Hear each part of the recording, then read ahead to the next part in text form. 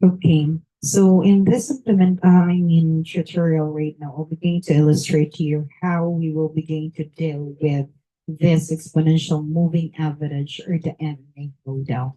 So this right now, let's take it one by one. When we say exponential moving average, it is a weighted moving average that gives more importance to recent data points while still considering past data. It will give greater weight to the most recent observation, making it more sensitive to recent price changes or any changes. So in EMA class, you cannot automatically forecast the future if you don't have the current data in that particular year, actually. So absolutely in this right now, I will begin to illustrate that in our example so that you will really understand as it is vague for you now. So let's continue then.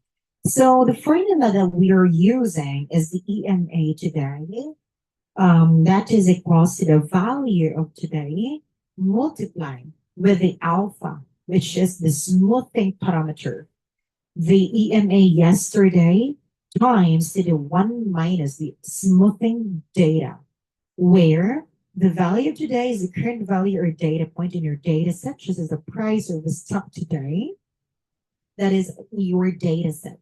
And the EMA yesterday is the EMA value from the previous period. So we will begin to illustrate it actually how we could capture it or how we could calculate those data.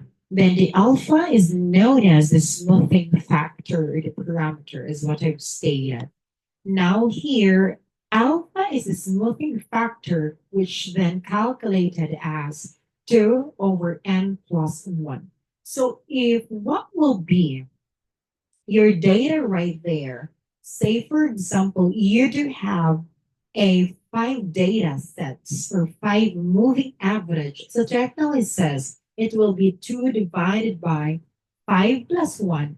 So it will become 2 divided 6. So when you will divide it 2 divided by 6, the answer will be the smoothing factor where n is the number of periods days, for example, in this year. Now, that is a smoothing factor which will be then evaluated in your process. The smoothing factor is what determines how much weight is applied to the most recent data point. Higher n, more periods, results in a smaller alpha, meaning that the exponential moving average will be slower to react to changes in prices. And then for the steps, this will be the steps that you're dealing with, which you have to determine the smoothing factor first. You calculate the first EMA value by initializing using the SMA.